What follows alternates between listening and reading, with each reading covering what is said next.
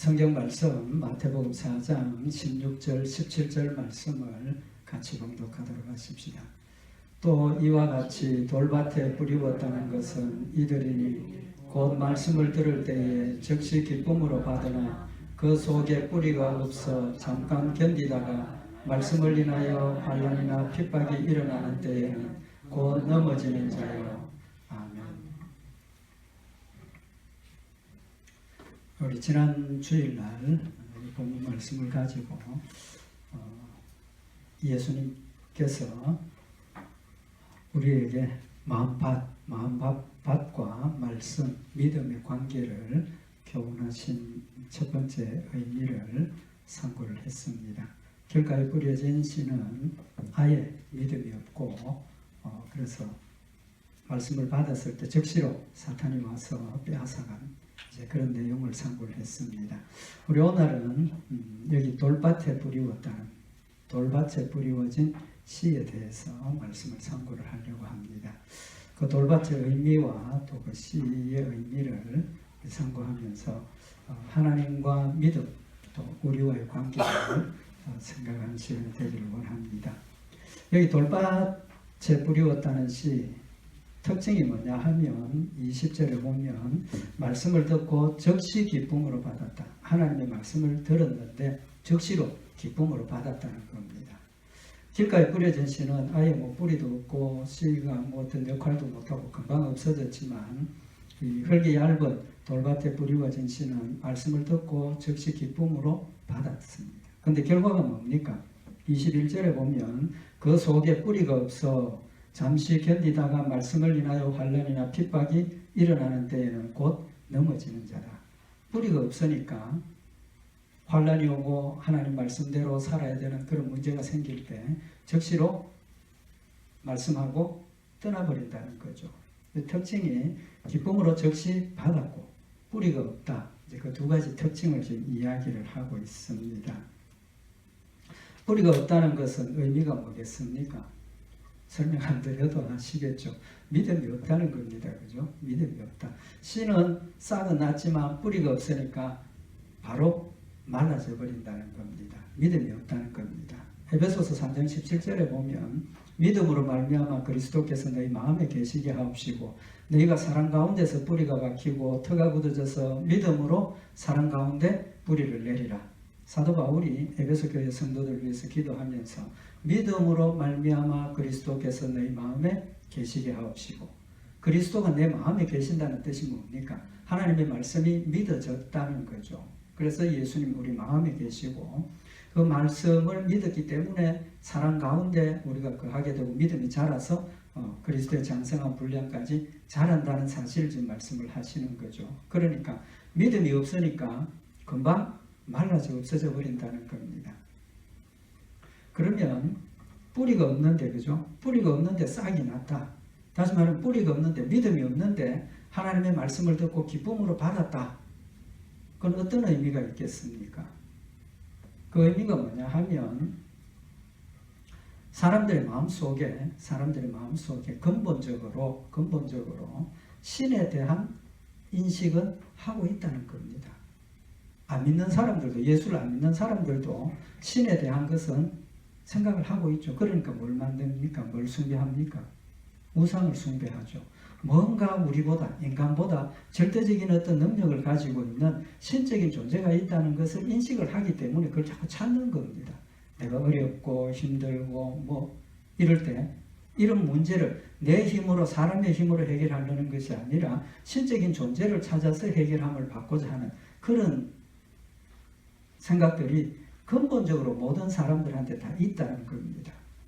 그래서 하나님의 말씀을 들을 때 그런 어떤 신적인 인식에 대한 그걸 자극을 받아서 이게 내가 찾던 신이구나. 자기가 찾던 신입니다. 자기가 믿으려고 하는 신입니다. 그럼 그런 현상이 왜 일어납니까? 좀 전에 말씀드린 것처럼 내가 지금 어려운 일을 당하고 있고 힘든 일을 당하고 있을 때 뭔가를 해서 그 해결이 되면 이게 초월적인 어떤 신이 나를 도왔구나. 기쁨으로 받아들인다는 겁니다.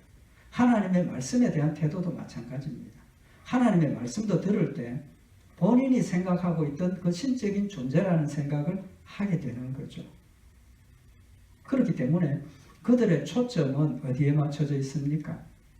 전적으로 육신적인 거에 맞춰 있는 겁니다.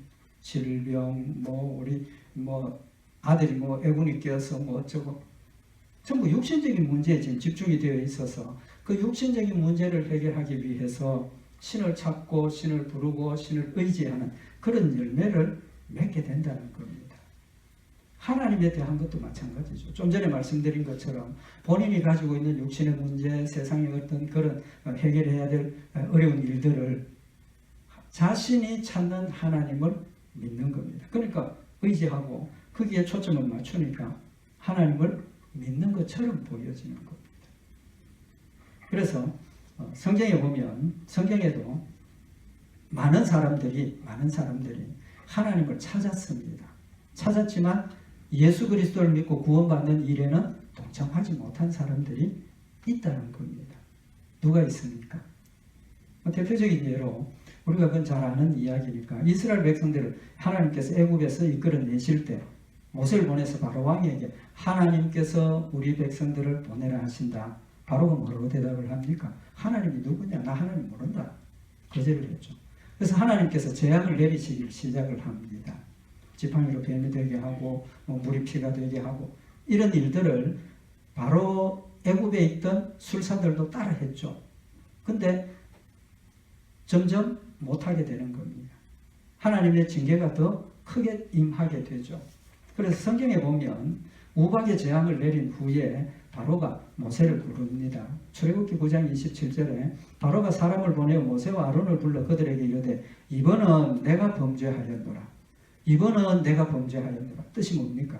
하나님 계신다. 내가 하나님의 말씀을 거역하고 너희들 안 보낸 것 내가 죄 지었다. 용서해라. 그리고 여호와는 의로우시고 나와 나의 백성은 악하다. 자신이 불순종한 걸 죄라고 인정을 하고 나 보내겠다고 약속을 합니다. 근데 지켰습니까? 안 지켰죠. 마음을 돌립니다. 하나님이 또다시 메뚜기 재앙을 내리죠. 바로가 다시 모세를 부릅니다. 출애굽기 10장 16절에 보면 바로가 모세와 아론을 급히 불러서 이르되 내가 너희 하나님 여호와와 너희에게 득죄하였으니 청컨대 나의 죄를 이번만 용서하라. 다시 불러서 나 정말 잘못했다, 범죄했다, 용서하라. 근데 돌려보냅니까? 안 돌려보냅니까? 안 놓아주지 않습니까? 결국은 마지막에 하나님께서 장자를 치는 재앙을 내리고 그때는 급하니까 밤에 부릅니다. 그죠? 출애굽기 12장 31절에 보면 밤에 바로가 모세와 아론을 불러서 이르되 너희와 이스라엘 자손은 일어나 내 백성 가운데서 떠나서 너희의 말대로 가서 여호와를 섬기며 너희의 말대로 너희의 양도 소도 몰아가고 나를 위하여 축복하라. 심지어 이제 나를 위해서 축복하라라고까지 부탁을 합니다. 그럼 이 정도면 하나님을 믿습니까? 하나님 믿은 것 같지 않습니까? 나 하나님 앞에 죄를 범했다. 용서해라. 마지막에는 너 하고 싶은 대로 다 하고 가지고 가라. 그리고 나를 위해서 축복해달라고까지 이야기를 한다는 것은 그의 반응이 하나님에 대한 태도가 완전히 달라졌다는 겁니다. 완전히 달라졌어요. 근데 어쨌습니까? 이스라엘 백성들 나가고 나니까 빈자리가 크죠. 종으로 부렸던 그 이스라엘 사람들이 다 없어지니까 야 이거 큰일 났다. 마음이 변해서 또 쫓아가서 결국은 멸망을 당하는 자리에까지 이르게 되더라는 겁니다. 어디에 지금 초점이 맞춰져 있습니까? 육신적인 것. 세상적인 일에 초점이 맞춰져 있으니까 세상적인 일을 통해서 하나님을 인정하게 되는 겁니다. 신약 성경에도 또 그런 사람들이 있죠.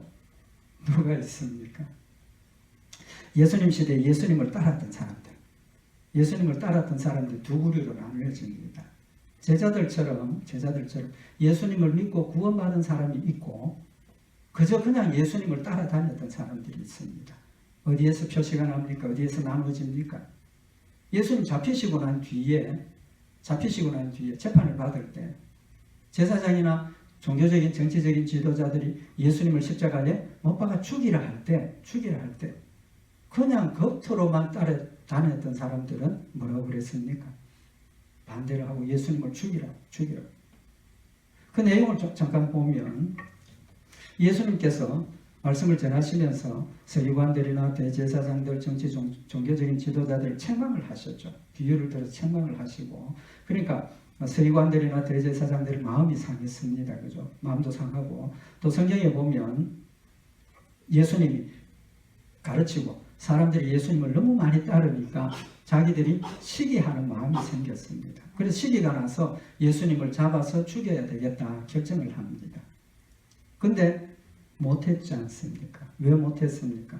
마가복음 12장 12절에 보면 저희가 예수의 이 비유는 자기들을 가리켜 말씀하신 줄 알고 잡고자 하되 무리를 두려워하여 예수를 버려두고 가니라. 예수님 비유를 들어 자기들 책망하니까 화가 나가지고 예수를 잡아야 되겠다. 근데 못 잡았습니다. 이유가 뭡니까? 사람들이 예수님을 너무너무 많이 따르니까 예수님을 잡으려고 하면 가만히 안 있을 거라는 거죠. 그래서 사람들이 두려워서 그냥 갔습니다. 그래서 누가복음 22장 2절에 보면 대제사장들과 서기관들이 예수를 무슨 방책으로 죽일고 연구하니 이는 저희가 백성을 두려워함이더라. 그러니까 백성들이 예수님을 얼마나 적극적으로 따라다녔는지 알 수 있죠. 그죠? 권력을 잡은 자들이 예수님을 함부로 할 수 없는 그런 정도로 사람들이 예수님을 따라다녔습니다.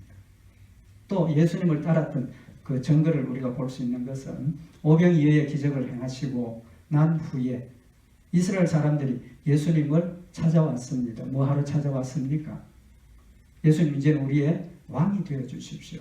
왕이 되어 주십시오.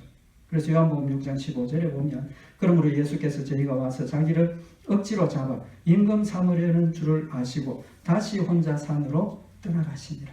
임금 삼으려고 하는 걸 아시고 임금 되는 건 아니다. 떠나가실 정도로 예수님을 따라다녔습니다. 근데 이제 말씀드린 것처럼 예수님이 잡히시고 난 뒤에 그들의 태도가 180도 달라지지 않습니까? 180도 달라지죠.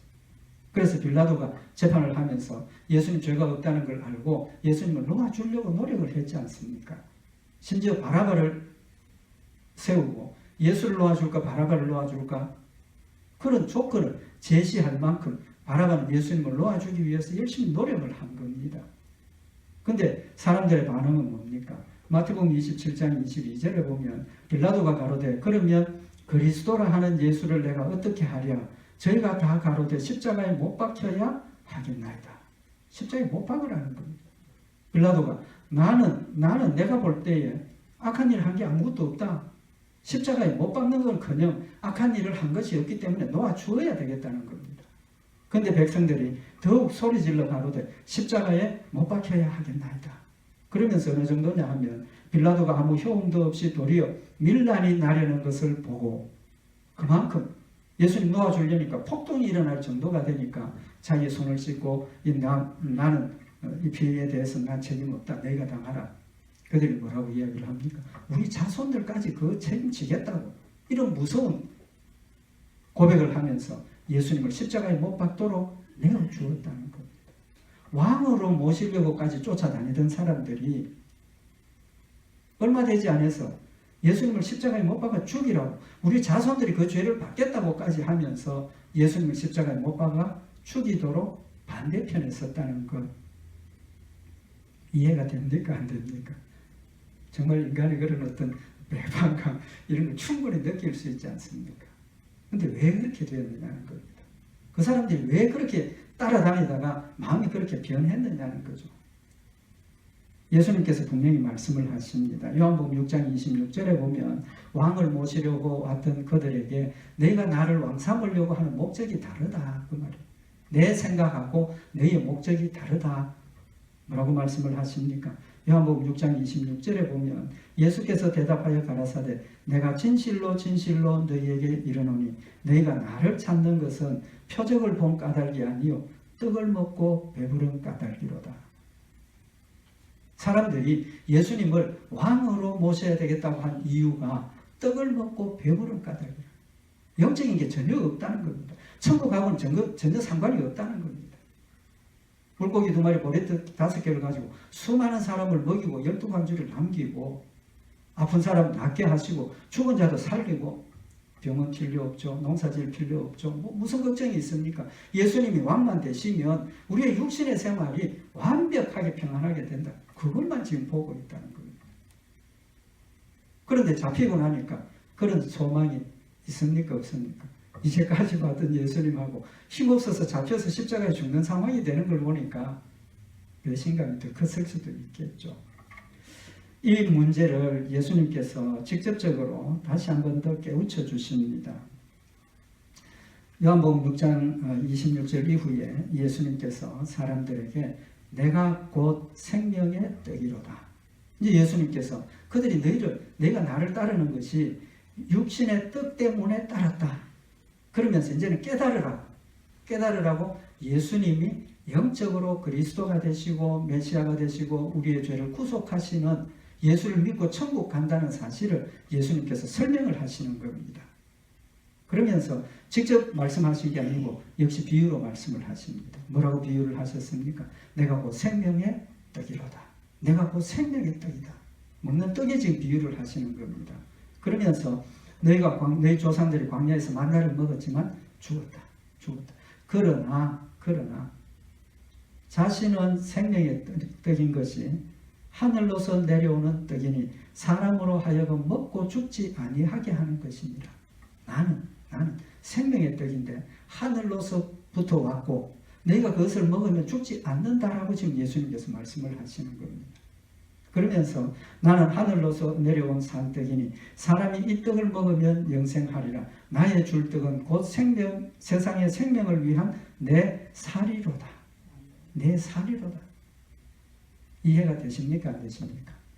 충분히 이해가 되었죠. 예수님 생명의 떡이시고 우리를 위해서 십자가에 못 박혀 죽으시고 자기의 살을 찢으시고 피를 흘려주셨다는 사실을 지금 예수님께서 이 떡을 먹으면 영생하리라 하시는 이 말씀에서 깨달을 수 있지 않습니까? 우리는 깨달을 수 있습니다.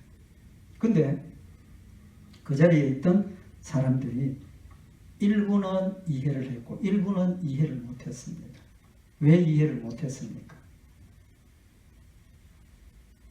요한복음 6장 52절에 보면 이러므로 유대인들이 서로 다투어 가로되 이 사람이 어찌 능히 제 살을 우리에게 주어 먹게 하겠느냐. 예수님 살을 나누어서 먹이게 하신다 하니까 이해가 됩니까? 안 됩니까? 이해가 안 되잖아요. 지금도 우리가 사람 인육 먹으면 됩니까? 안 됩니까? 안 되죠. 그건 이해가 안 되는 일입니다. 이해가 안 되었다는 겁니다. 그래서 사람들이 다 떠나갔다는 겁니다. 요한복음 6장 66절에 보면 이러므로 제자 중에 많이 물러가고 다시 그와 함께 다니지 아니하더라. 예수님께서는 자신을 만나의 비유를 하시고 그 만나로 이스라엘 백성들이 광야에서 생명을 유지했던 것처럼 이제는 예수님이 말씀이 육신이 되어서 이 땅에 오셔서 나를 대신해서 십자가에 못 박혀 죽으심으로 예수 그리스도를 믿음으로 우리가 그리스도와 하나가 되어서 천국 간다는 영생을 얻는다는 사실을 말씀을 하셨는데 그걸 못 깨달았다는 겁니다. 그런데 이어서 예수님께서 12제자에게 묻습니다. 물으십니다. 12제자에게 이르시되 너희도 가려느냐? 너희도 가려느냐? 이해를 못하면 간다고 말이죠. 베드로가 뭐라고 대답을 합니까? 주여 영생의 말씀이 계시매 우리가 니게로 가오리까? 깨달았습니다. 그 자리에 있던 많은 사람들이 이해를 못해서 예수님 살을 우리가 먹느냐? 왜 인간의 살을 우리가 먹어야 되느냐? 야 이거 이상하다 떠나가 버렸는데 설명하지 않았지만 베드로는 영생의 말씀이 여기 계시네. 우리가 어디로 가오리까? 깨달았습니다. 그게 뭐 때문에 깨달은 겁니까? 믿음이죠. 믿음. 하나님께서 그의 마음을 열어주시고 깨닫게 하셨기 때문에 믿어졌다는 겁니다. 지난 시간에도 깨달음에 대해서 잠깐 말씀을 드렸지만 깨달았다. 나머지 사람들은 도망간 사람들은 어떻게 된 겁니까? 깨닫지 못한 겁니다. 깨닫지 못했다. 그럼 오늘 여기 돌밭은 어떤 의미가 있습니까? 깨닫지 못하는 마음입니다. 깨닫지 못하는 마음. 그럼 돌밭의 특징이 뭡니까? 돌밭의 특징. 돌의 특징이 뭡니까? 단단하죠. 단단합니다.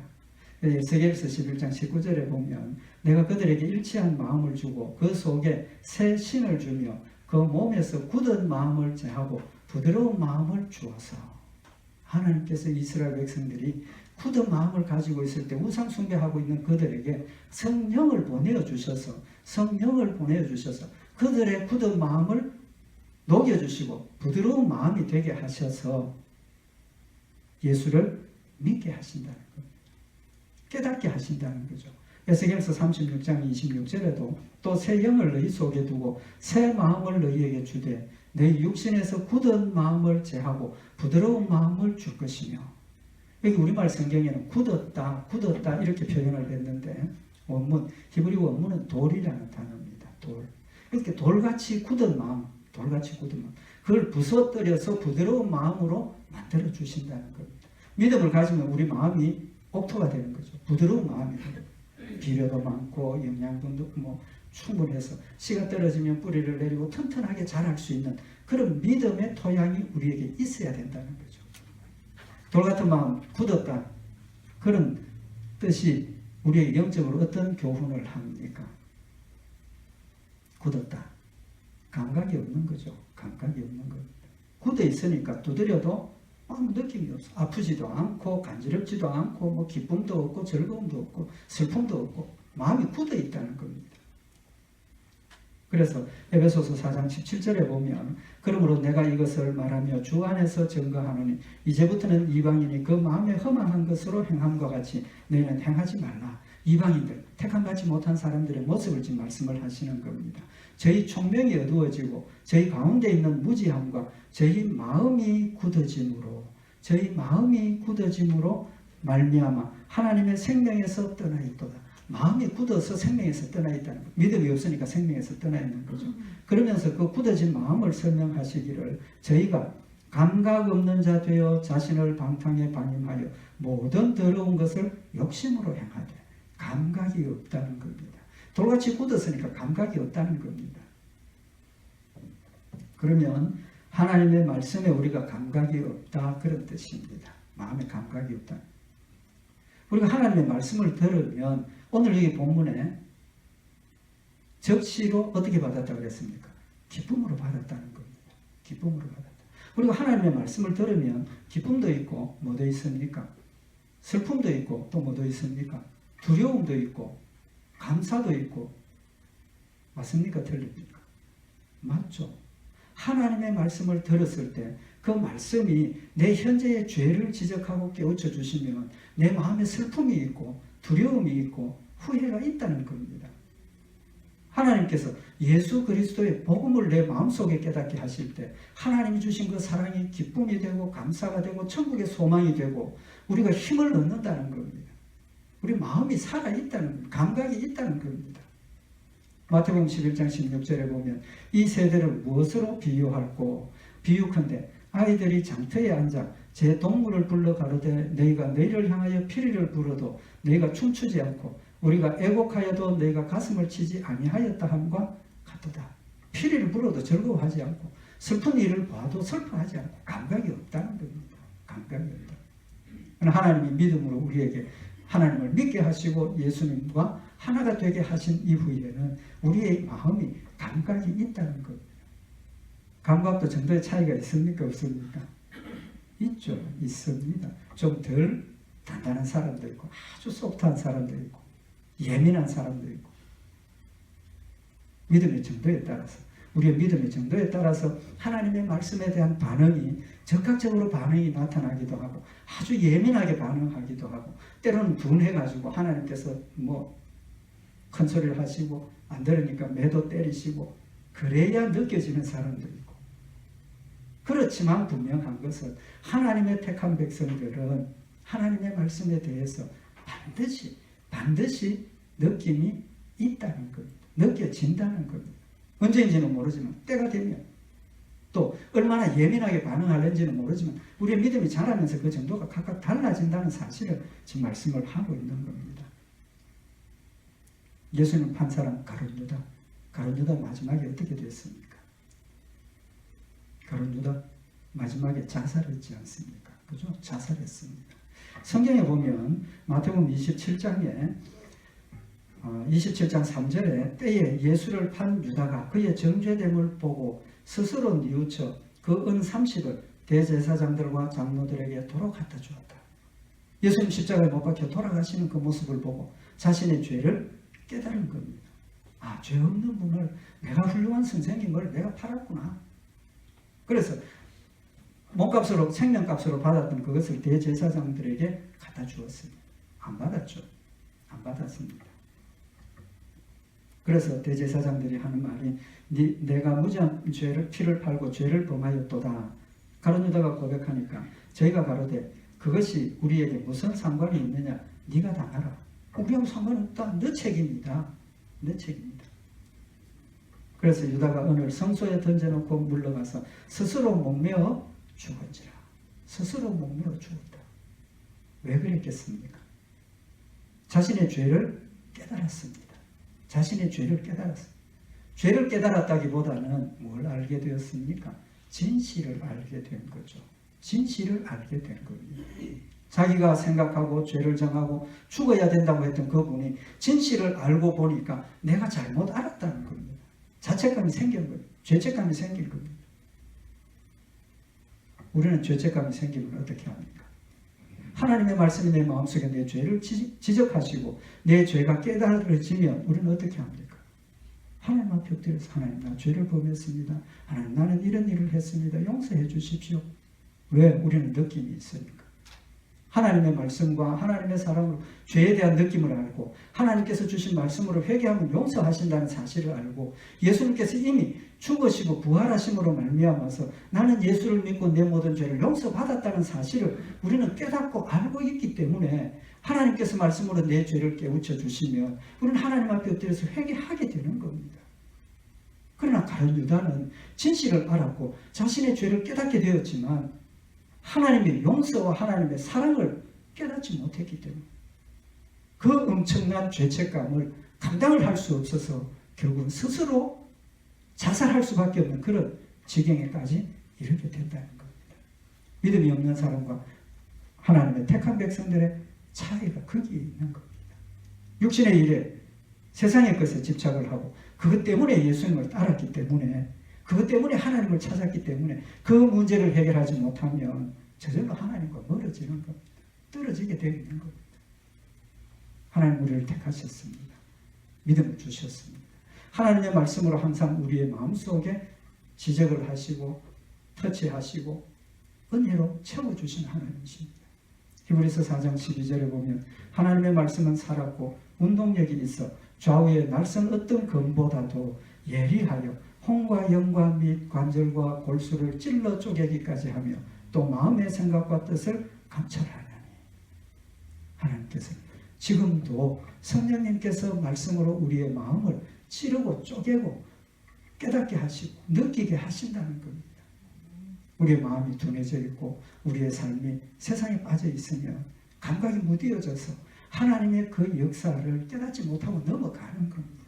하나님 그때 어떻게 하십니까? 하나님 택한 백성들은 반드시 깨닫고 회개하도록 그래서 하나님으로부터 오는 즐거움과 기쁨을 받아 누리도록 역사하시는 겁니다. 사도행전 3장 19절에 보면 그러므로 너희가 회개하고 돌이켜 너희 죄 없이 함을 받으라. 이같이 하면 유쾌하게 되는 날이 주 앞으로부터 이룰 것이요. 우리가 회개하면 회개할 때마다 하나님께서 용서해 주시고 용서의 기쁨이 우리 마음속에 넘치게 되고 하나님 주시는 즐거움으로 하나님을 사랑하게 되고 힘써 자원해서 하나님을 섬기는 믿음의 아름다운 열매가 맺혀진다는 사실을 지금 우리에게 교훈하시는 말씀입니다. 예수님 결론적으로 요한복음 6장 27절에 썩은 양식을 위하여 일하지 말고 영생하도록 있는 양식을 위하여 하라. 이 양식은 인자가 너희에게 주리니 인자는 아버지 하나님의 인치신 자니라.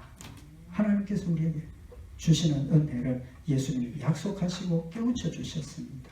썩을 양식을 위해서가 아니라 하나님이 약속하신 영생하는 하늘나라의 축복을 우리가 사모하고 그걸 위해서 우리가 하나님을 섬기고 살아라고 말씀을 하고 계시는 겁니다.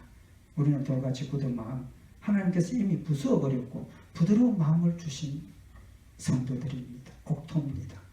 우리가 얼마나 예민하게 얼마나 빨리 하나님의 말씀을 느끼고 하나님의 말씀대로 돌이켜서 순종하느냐가 중요하다는 사실 다시 한번 마음에 새겨서 우리 하나님의 말씀을 사모하고 하나님의 말씀에 대한 귀를 열고 들을 귀 있는 자들 들으라 하셨습니다. 듣고 적시로 우리가 회개하고 또 뜻을 세우고 하나님 뜻에 순종하여서 하나님 약속하신 축복들을 풍성히 받아 누리며 하나님 맡겨주신 귀한 일들을 감당하는 복된 교회와 성도들 되시기를 바랍니다. 기도드리십시다. 사랑하는 하나님 아버지, 우리의 영광을 밝혀주시고 하늘나라의 산 소망을 가지게 하시며 말씀으로 늘 우리에게 깨우쳐 주시고 인도하심을 다시 한번 감사를 드립니다. 그러나 아직도 우리의 마음이 세상 욕심에 어두워지고 세상 욕심에 굳어서 깨닫지 못하고 느끼지 못하고 육신의 길로 달려가는 어리석은 모습이 남아있음을 주님 앞에 고백합니다. 성령으로 우리의 영혼을 더욱 밝혀주시고 말씀으로 우리의 마음을 더욱 옥토가 되게 하셔서 하나님 말씀 가운데 굳게 서는 저희들 되게 하시고 주님 위해서라면 우리의 생명까지라도 드릴 수 있는 믿음의 아름다운 열매들로 충만케 하시옵소서. 늘 승리케 하실 줄 믿고 감사드리오며 우리 주 예수 그리스도의 이름으로 기도드리옵나이다. 아멘.